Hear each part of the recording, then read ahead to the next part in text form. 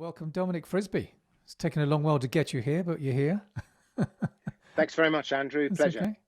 Great stuff. Now, I'm trying to think when actually I came across your book, Life After the State, but I remember reading, Ron Paul's End the Fed and various other things, Economics in One Lesson and bits and pieces. And then I just came across this book, and I'm not sure where. I think I just saw it and ordered it off of Amazon. And I went, you've got everything I needed to write or speak about there in one book. And I've quoted it endlessly on call-in radio shows wherever I could. Not necessarily quoting it, but certainly quoting the lines in it. So, and it was great, thoroughly well researched and stuff. And I think you came to the conclusion I did that it's all about the money system and the tax system. But what gave you the idea to actually write it, and where'd you get the inspiration to sit down and do all that? Oh, well, thank you very much. You're very kind. Yes. I wrote. I was quite heavily invested in gold and things at the time. Mm-hmm. And when you read about your investments, you start reading about gold, and then you start Mm-hmm. reading about the history of money. Mm-hmm. And as soon as I started doing that, so much became clear why things are as they are, and so on. Mm-hmm. Why so much economic inequality, and why things seem to get so much more expensive every year. The Mm-hmm. thing I couldn't understand at the time, and this was in the noughties, was house prices. Yes. Why is it that house prices keep going up in value? And then I realized that it's just a consequence of this system of money that we have. Mm-hmm. And so then I was involved in a film called Four Horsemen, which was all about the global financial crisis. I think that came out about 2011, 2012. Mm-hmm. And that left a bad taste in my mouth because of things that went on in the film. But the film was incredibly successful. I think it's had something like 9 million views on Facebook or something. Mm-hmm. Anyway, so I co-wrote that, and just seeing the success of that film made me realize, wow, there's an appetite for this, and I'm not out of my depth. I can write about it. And then again, I just happened to be at another book launch, and I met the guy who runs Unbound, which is a new publishing house that was starting out, and he said, "Oh, come and write a book for me." And I crowdfunded the book, and it was Life After the State. And the argument is that pretty much every area of the economy, or indeed of our lives, that government touches, it doesn't get necessarily better. No. As a result. A lot of the time it gets worse. Mm-hmm. And if government just let people get on with it, without feeling the need to, whether it's provide a safety net or provide education or provide healthcare, whatever it is, it would all be a lot better and a lot cheaper. Mm-hmm. And our lives would be much better. And so, it starts with the big first 100 pages, so all about money, and then there's a chapter about healthcare, a chapter about education, mm-hmm. and so on. And and the argument is it was called Life After the State. I didn't actually come up with that title myself. Mm-hmm. Dan Kieran, who runs Unbound, came up with that title. But that's what it argues for. And it was, I'm quite good at summarizing ideas and putting complicated stuff into language that everyone can understand. And I'd read quite a lot at this point, and hopefully it was just almost like a compendium, a summary, a condensation, if you want to read one book about libertarian mm-hmm. belief systems, this would be your book, because I've read so much, incorporated it all into here. Mm-hmm. That was the idea anyway. No, it's certainly, it's exactly what I felt as soon as I was reading it. It's a bit like reading something by Ron Paul. You just go, oh, that's it. And the light bulb comes on, and you realize you've been had all these years. But as you say, the politicians love to meddle. Of course, if it worked, it's a bit like free markets. When they actually start to work, it's like once the thing starts working, then people think they don't want it anymore. They don't need it anymore. And I always think politicians seem to have a vested interest in making it sort of not work. So they keep having to give themselves a job to try and fix something that they created in the first place. Seems to be human nature. Familiarity breeds contempt. This type of thing. The problem is, I don't blame necessarily individual politicians. I think a lot of politicians go into politics because they genuinely want to make the world better. Mm-hmm. The problem is systemic, mm-hmm. and just the whole, no one individual can come in and change it. It's just the system is built for meddling. Mm-hmm. We've seen it. You see it with COVID. Sweden's had better outcomes, and the Swedish government hasn't got involved. It's just let people get on with it. Mm-hmm. And the countries where the government's got more involved have had worse outcomes. So, mm-hmm. But that's an extreme example. But, a lot of the time, like the stat that amazed me when I read it was that education only started to become compulsory in the UK and provided by the state in about 1870 with the Forster Act. It sort of gradually became compulsory over about a 25-year period and provided by the state. But actually, by this point, 95% of the country was literate already. Yes. And we didn't, you know, and that came from a starting point at the beginning of the 19th century when most of the country wasn't literate. I think it was 25% literary or something in 1815 when they first started measuring it. And so, you know, literacy and education, it's the first thing. Once you've got a roof over your head and clothes and food, it's the first thing people spend money on is self-improvement. Sure. And you know, this incredible dynamic in the 19th century of people moving to the cities, bettering their lot. It saw on a relative basis, it saw the most incredible wage growth in all history. Incredible progress, invention, everything else. And we literally, education was fine without government involvement. And I read one statistic, I don't believe it's true, but nevertheless I read it, that actually literacy levels aren't any better now than they were 100 years ago. I don't see how that's possible because words are just everywhere, computer screens, so on, TV, in a way that they weren't.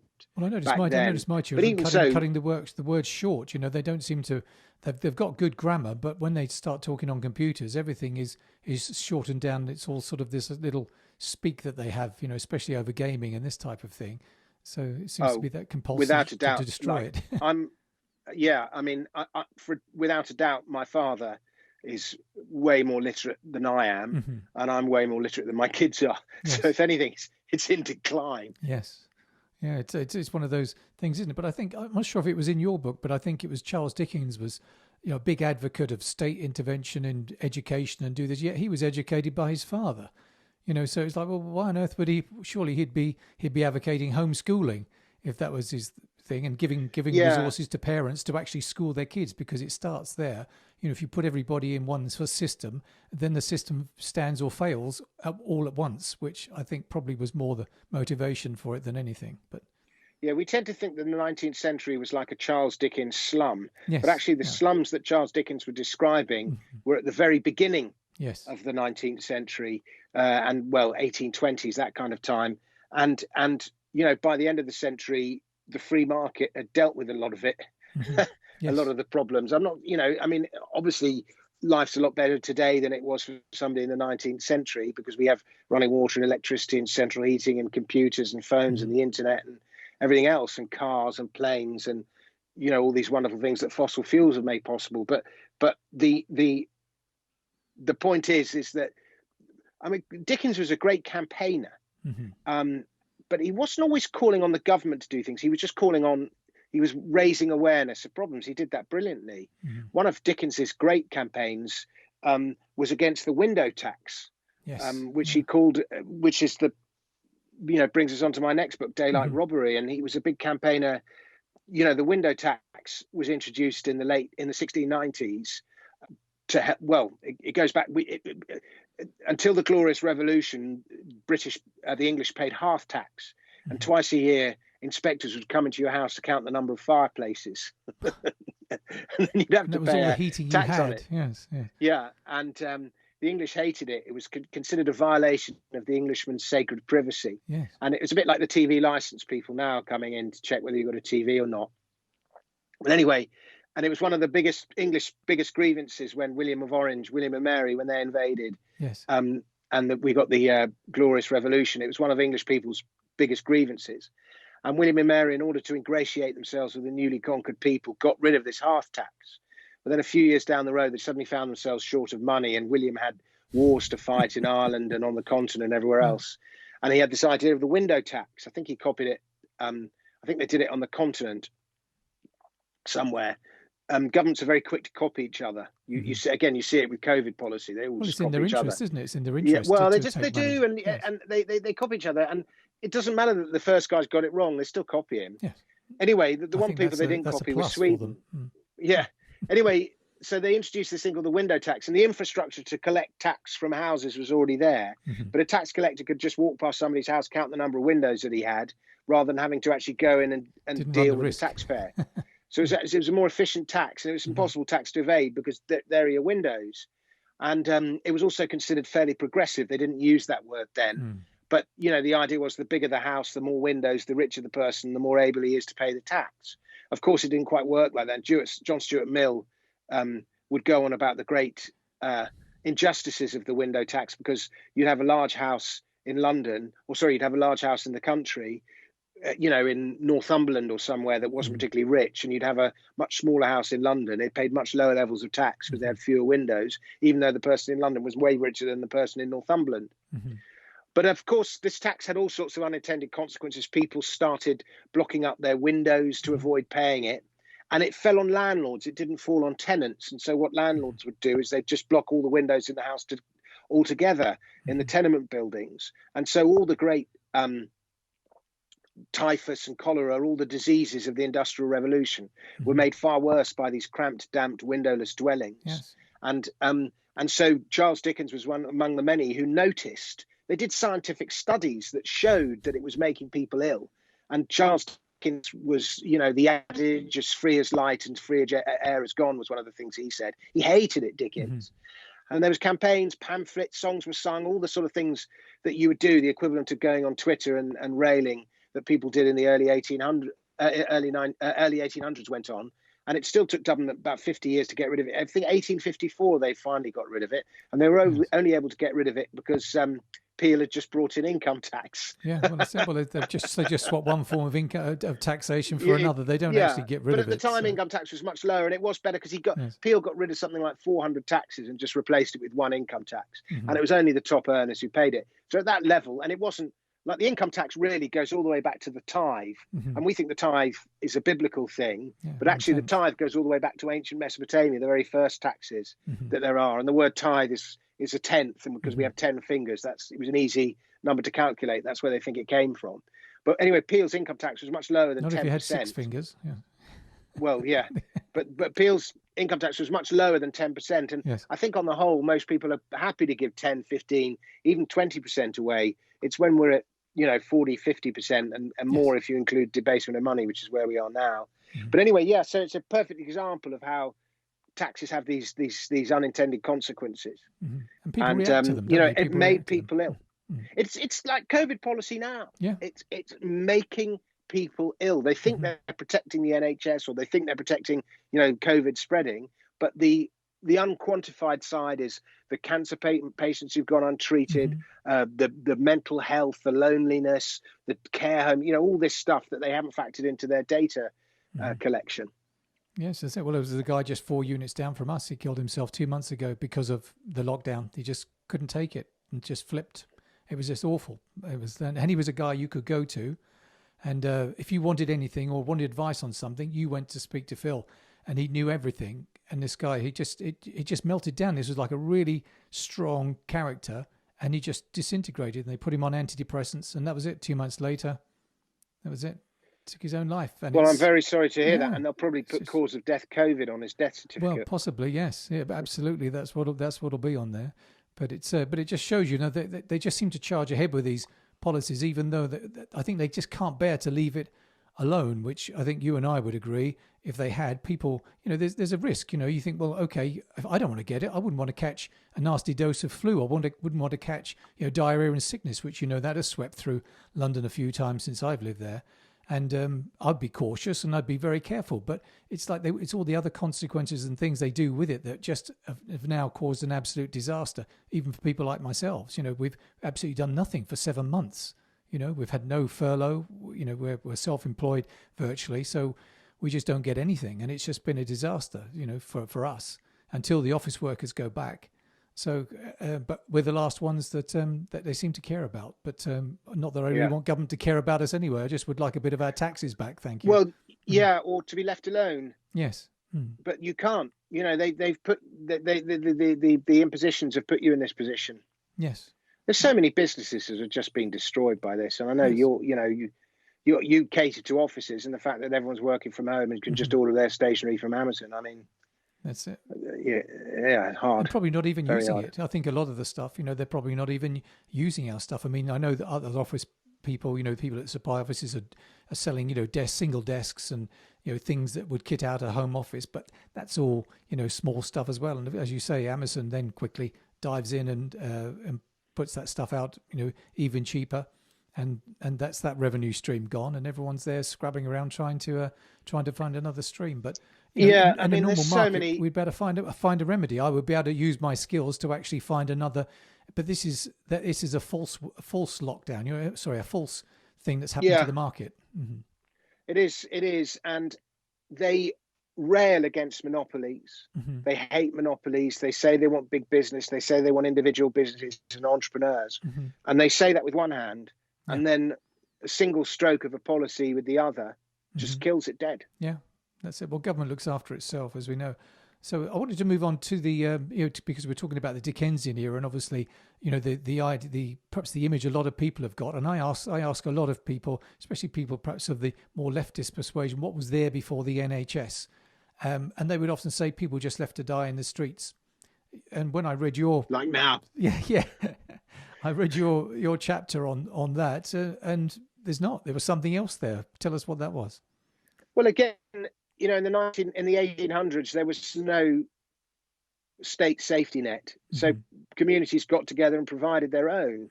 And these were the friendly societies. Now, obviously, you have to judge the care that was given in the context of the age, of course, and the just what was possible. So it just wasn't as good in terms of the medicine that was available and the machines that were available to treat people and so on. It wasn't anything like as good as healthcare is today, whether private or state.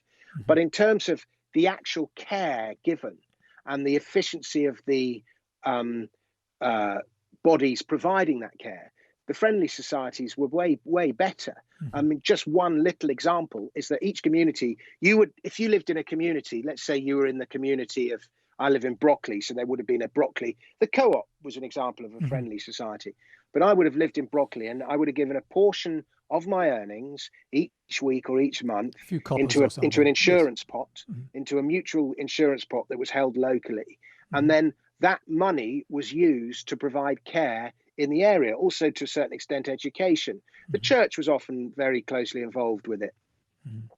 And, the difference with, like, just talking specifically about welfare for a moment, is that different circumstances require different forms of welfare.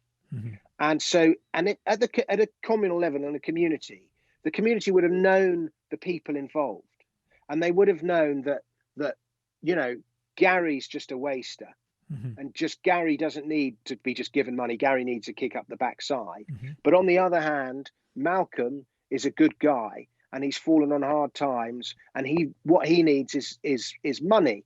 And then somebody else just needs different people require different things according to the circumstances. When you have a top-down centralized system of welfare, as works at the state level, it's just not flexible enough. And so, welfare today actually traps people. You see this intergenerational welfare, several generations of the same family trapped in the welfare net. And it's because, a lot of the times the care given is actually harming them rather than helping them. And that wouldn't have happened with societies, because they would have had different, it was much more local. They knew people better, and they would have had different policies for different circumstances. The other interesting thing is that each local mutual society would employ its own doctor to look after that community. And if the doctor was no good, if he was Harold Shipman and they noticed that all the old ladies died when they were in his care, or he was rude, or he was careless, or you couldn't get an appointment with him because, you had to wait 2 hours on hold, to your GP, or you try and get an appointment with him and they tell you to call up NHS 101, whatever it is, none of that stuff would have gone on, because the doctor was directly accountable to his employers. And if he was no good, he would have been kicked out on his arse and they would have employed somebody else. And so you had a sort of, almost like, if you think the patients are the customers, if you go into a restaurant and the customer holds the restaurant, the restaurant bends over backwards to give you good service because it wants you to go back. Whereas you don't get that same dynamic where the customer has power and it holds the doctor to account in the NHS or in schools. You just don't get it. You feel like you're being hurried out the door, don't you? A lot of the time. Patients are hurried out the door. They're treated badly. Pupils, like if like you notice now with the schools, the NHS is accountable to its suppliers. Yes. They have all the control. The schools are accountable to the schools unions and so on, to their suppliers. So the schools are all desperate to shut down at the moment. The state schools I'm talking about, that, you know, it's just so many kids are not being educated properly, or they're being, whereas the private schools have actually adapted reasonably well because they are accountable to the parents who pay the school fees. Yes. And as a result, and the parents are, no, we want an education, no, you sort yourself out. And they've just adapted so much better because they just are more flexible because of the system. This is when I go back to saying something systemic. And so the mutual societies, the friendly societies, were what existed. And in the context of the times, they were much better providers of care and welfare and everything else than state welfare is today. Yes. And of course, and I think you touched on the fact that it was when they could hire and fire doctors, that's when the doctors got very upset. And I think, didn't they sort of get together with politicians and the insurance companies to then bring in what became eventually the NHS? Yeah, the medical union hated being accountable to these parochial, uneducated, you know, people who died in front of you. Don't know any better. We're doctors, we're better than you. Yes. And in fact, you know, the famous quote from Bevin was about the doctors' union was, I stuffed their mouths with gold. Yeah. That's how he got the medical union to agree to the NHS. Gave them a bailout. And so it's run in their favour. And it's just, being a GP, I can't actually break it down. I've got my man from the NHS who I phone up whenever I need to write something about the NHS, and he gives me all the dirt on it. But the GP's contract is one of the most bent contracts there is. Yeah. It's a real racket. Yes, and it's you say they've got a guaranteed income there, and they've got no comeback. I mean, I had the idea, well, what about if you're not satisfied with the service of your doctors? Shipman had murdered over 500 people had died in Shipman's care before he was struck off. Yeah, and it was only after he was found guilty in court that he was struck off. Yeah, probably. At a certain point, somebody has to go, you know, this is not a good doctor. No, but they don't like to sort of fire people unnecessarily, or unless they've really got them nailed down. But he was, and he still was on there. But you know, what about if there was like if for instance they couldn't fix your hip or couldn't do a certain operation on you? I remember the last couple of years I had to go in just to get a scanner like you do for the pregnancy scan for something I had inside me. It wasn't anything serious, and this went on for like 6 or 8 months, and the thing had gone after 2. And so, and I thought, well, why couldn't I say to him, well, look, I need £500 back off of you. I'll go and get it privately. If you can't if you can't get it in a timely fashion, you know, then there's a cash penalty. And maybe this sort of thing would make them take notice if they're actually losing funds and it's coming out of their pockets. Yeah, well, it would. And you have to bring that customer so you have to bring that customer dynamic back into it. Otherwise, it's doomed. Yes. It's okay. And so do you see a way forward for the NHS, or do you think it's just going to keep saying we need more and more money and keep giving a worse and worse service? No, I think it's I'm so pessimistic. I mean, you reach me on a different day and I might be more optimistic, but today I feel very pessimistic about the world. Yes. Really, I do. I think we're just going into this sort of UBI. I don't even know what the word is. It's sort of this. It's almost feudal. Like, in Daylight Robbery, I'm so upset. Really, I did this whole chapter about, and I cut it out for length. But there's a whole chapter about, as well as discussing the past of tax, I discussed the future of tax, and there was a whole chapter about how tech is replacing government services, and that's sort of kind of gradually happening, and it's been accelerated by COVID, and you know, we phoned up. Our local GP for something for my daughter the other day, and the guy answered the phone. Oh, that was it. We needed to know when her tetanus, how long her tetanus jab was valid for, and he told us to Google it. Well, I've been in a doctor's surgery, and he actually turned the screen round and said, "Look, I've Googled your complaint. Here it is." Yeah. He actually showed me the screen. So you know, I mean, what's the point? But anyway, tech is replacing government on so many different levels. Yes. But we're just seeing this sort of. alliance between large corporation and government, and you know, Facebook and Twitter. You look at their actions during the American election, and you know, they were so clearly on the side of the Democrats. Yes. And you know, I don't blame someone for being a Democrat or being a Republican. I just was sort of watching the whole thing with this sort of detached I think I'd be alarmed look if of the I saw my psychopath. party acting like that, wouldn't you? You know, just like you think, well, wouldn't you want, you know, I say to people, you wonder why you get dishonest politicians and lots of influence peddling and just frankly criminality. Well, if you accept that kind of a system that let you put them in that way and you gleefully said, oh, as long as our guy won, it's okay, then what do you expect? What do you think the types of people you're going to get in there are? You know? But I used to be so optimistic about the possibilities of tech and how liberalizing information and doing everything else. Captured. But I'm afraid what it's doing, what it's done is there's been this huge land grab this year, and it is in bed with large government. Large tech and big government are in bed with each other. And you know, it's very, very hard. Incredibly worrying. And it makes me very, there's just so much scope for control. You don't realize how, you know, your phone controls you with all the nudges and the updates. And, you know, I'm a hypocrite because I've got my little watch and it's measuring how much I sleep and how many steps I walk a day. And that information's going to my phone and all this information, you know, how is it being used? And you say, I don't want the data being used, but, you know, so the government regulates how the data gets used. But, you know, regulation always never works, and it's bound to get manipulated and cheated and cronyized. And, you know, the only way to protect against all this is to, you know, use all sorts of privacy technologies, you know, on your phone, have those, you know, decentralized, those new phone operating systems that they're working on that, you know, isn't Android or Mac OS, but, you know, some kind of blockchain based one that doesn't know who you are and respects your privacy and all this.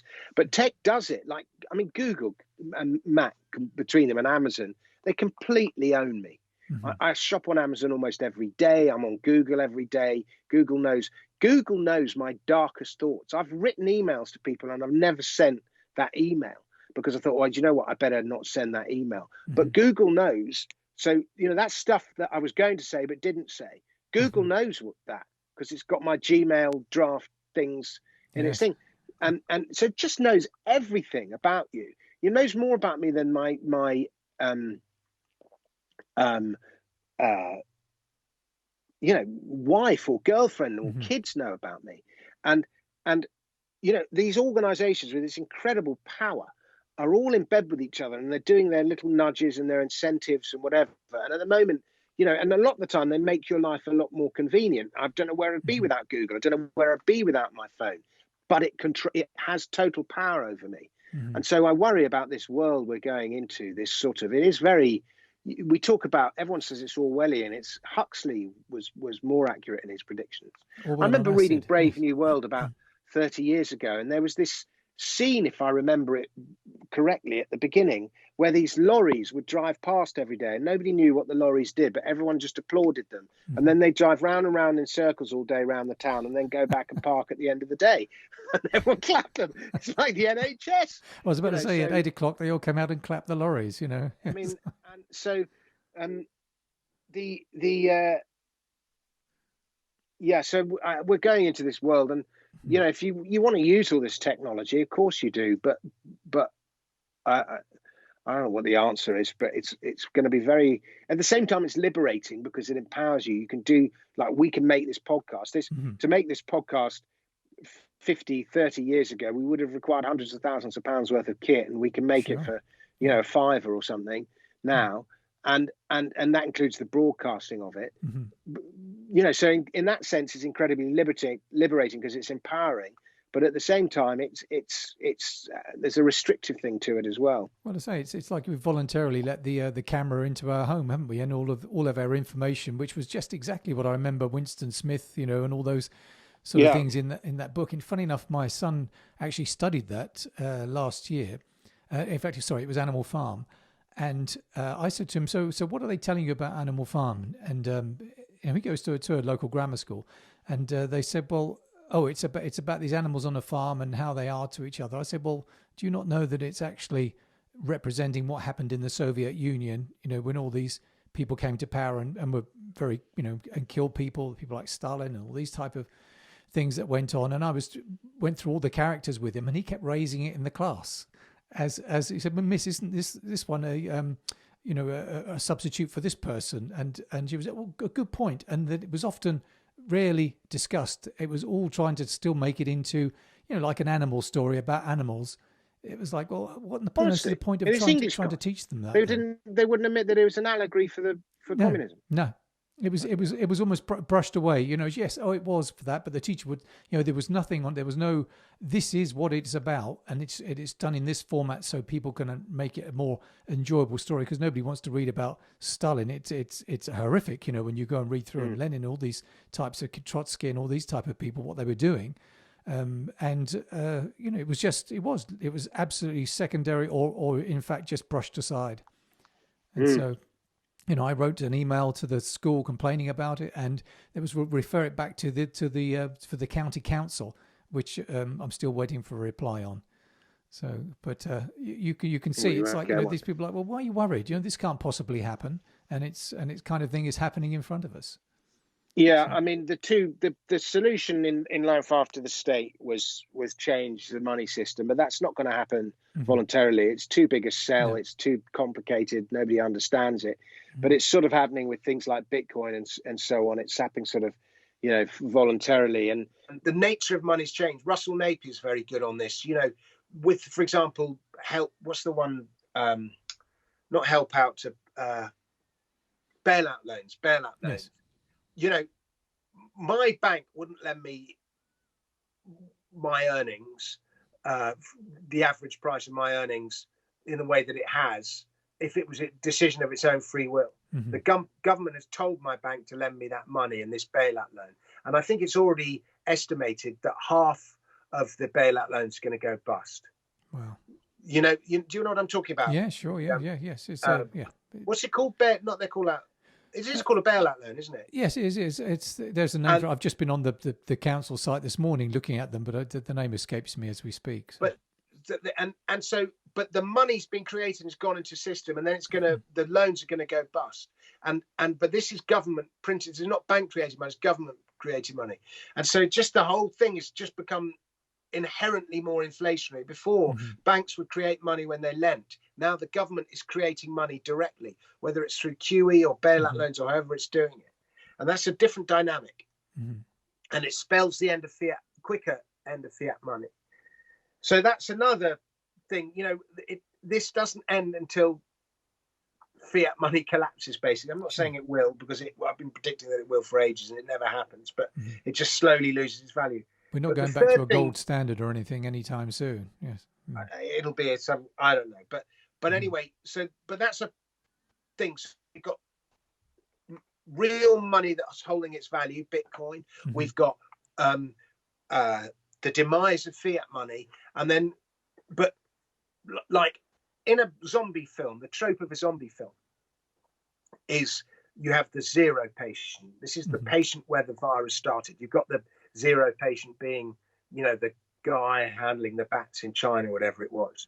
And the hero of the zombie film has to get to the patient zero and either kill him, or patient zero has the antidote. Now, in a society, if you want to save a society, the patient zero is its system of tax. That is the central theme of this book.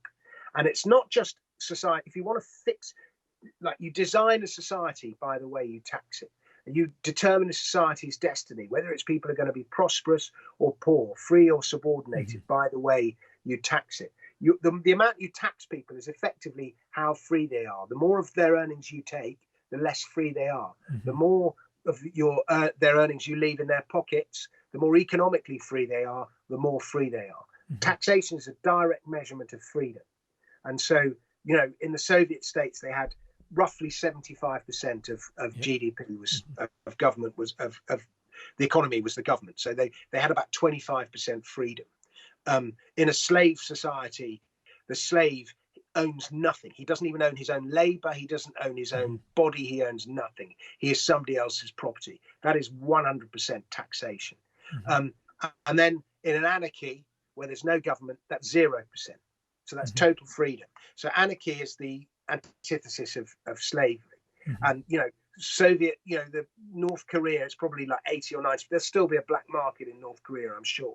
So it'll be about 80 or 90, not quite a slave state. And we talked about the tithe earlier, 10%, 15%. That would be wonderful. That's what the 19th century was. It was slightly more complicated than that, but that those are sort of freer societies. And if and there's examples in the Hong Kong is taxation never exceeded 15% of GDP in Hong Kong, and it's the most incredible economic growth story of the second half of the 20th century. And it was so successful. Singapore copied it, Taiwan copied it, South Korea and Japan to a certain extent. China has copied it in a sort of authoritarian capitalist way, and it's seen incredible growth. And taxes is stayed at 15%. Tax as a percentage of GDP is higher in China. But so that's the kind of number we need to get to. And so tax reform is the zero patient. Now, when I say tax is the zero patient, that's how we save the world today. In fact, if you look at all of history, suddenly through this lens of taxation, tax is power. Without tax revenue, whether it's king, emperor, government, they lose their power. Once you start to look at the world through this prism of taxation, everything becomes clear why events happened as they did. Every single war in history was funded by taxation of some kind, either during the event or afterwards. You plunder and then you tax. Every conquest is about taking control of the tax base. The land, the labor, the produce, the profit.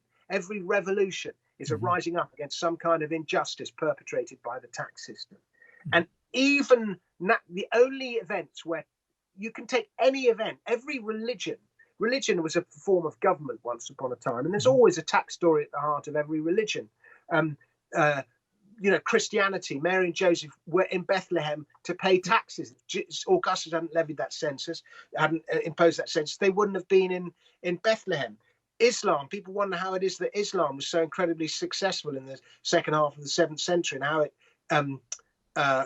expanded so quickly. It conquered overtaxed people, and everywhere it conquered, it gave them a tax break. It was the most wonderful regime. If you conquer people and give them a tax break, as long as they convert to Islam, it was their thing. Yes. And it was just incredible. And it was the early Islamic Empire was one of the most brilliant societies that ever existed. And and so you can pretty much take any event in history, and there will be a tax story behind it. And once you start to look at the world, sorry, can I just jump in? Is it because these people in power, they don't have any productive skills? And you look at MPs, you think, okay, they've got education, but they're not entrepreneurs. They're not people who are going to create things. And so there's always this. Well, I've got a big brain. I'm intelligent. I'm educated. So therefore, I have the right to dispose of your product. And how else can I earn the money I've got? If I was on the free market, I'd soon find out I wasn't worth as much as I thought I was. Well, maybe. I mean, a lot of politicians are competent individuals, and if they put their minds to entrepreneurial activity, they might be quite successful at it. Some of them, but a lot of them. But there is definitely a superior, an attitude of divine right in the political and royal classes that's existed forever, that they know better. And the feudal system, divine right, way back then would have been imposed through military power, but the feudal system was essentially a system of taxation, whereas rather the taxes weren't paid in money because coin wasn't widespread, but they were paid in labor or in a share of that person's produce. A system admired by Marx, by the way. Feudalism was highly admired by Marx and Engels. Idyllic, he called it. Idyllic. They didn't call it feudalism at the time. It was only called feudalism afterwards. But anyway, it was still. And they think that the serfs were the descendants of Roman slaves, interestingly enough. Anyway, but that, and funnily enough, it was the only time you don't get this tax story behind major events is natural disasters, but you always get a tax story in the rebuilding effort afterwards. So, tax didn't cause COVID-19, but there's going to be a huge tax story in the rebuilding afterwards. The tsunami, an earthquake, the Black Death, the Great Fire of London. London was rebuilt with a coal tax. the Black Death changed the tax structure of Europe because suddenly there was a shortage of serfs and they could start charging for their labour. So those lucky serfs who survived it, and they got a pay rise. Yes. Well, they did, and that's what gave us the peasants' revolt. Everyone was like, "Who are these serfs?" And they tried to impose rules about how they dressed and what food they could eat, and so on, and then started charging them poll taxes. And they said, "Well, screw that," and revolted. So changing our system of tax is what saves us. And I write about history at great length in this book, but I also write about today, and then I prognosticate about the future. And there's still a lot about the future. I talked a lot about remote working and digital nomads and so on, not realizing quite how prophetic I was being. And I just wish I'd kept the chapter in about tech, the tech and government being in bed with each other. But anyway, so Daylight Robber. And if you like the sound of my voice, I would really recommend getting the audio book of it, because I spent most of my life in sound studios, and I'm a pretty good reader, and the audio books had really good reports. But otherwise, the paperback you can get it at Amazon and all good bookshops. All good bookshops. Well, fantastic. And there was, I think the other thing just wanted to touch on in Life After the State, it made me go and watch the film or the program, which was Kevin MacLeod's Daravie experience, and how that place. We'd obviously be shocked. I remember reading in the guide with the Lonely Planet guidebook when I was going to go to India, or I think one of the travelers I was with in Thailand had this book about India, and it said, accustomize yourselves to the more extremes of poverty in other parts of India before you go to Bombay. So it was like, wow, okay. And so obviously it was pretty tough, but everybody was there earning a living, was recycling everything that was there. People on dumps, which I think was the most surprising thing, which I obviously knew about, but he said, I thought people were looking for food, but they're not. They're looking for things to actually sell.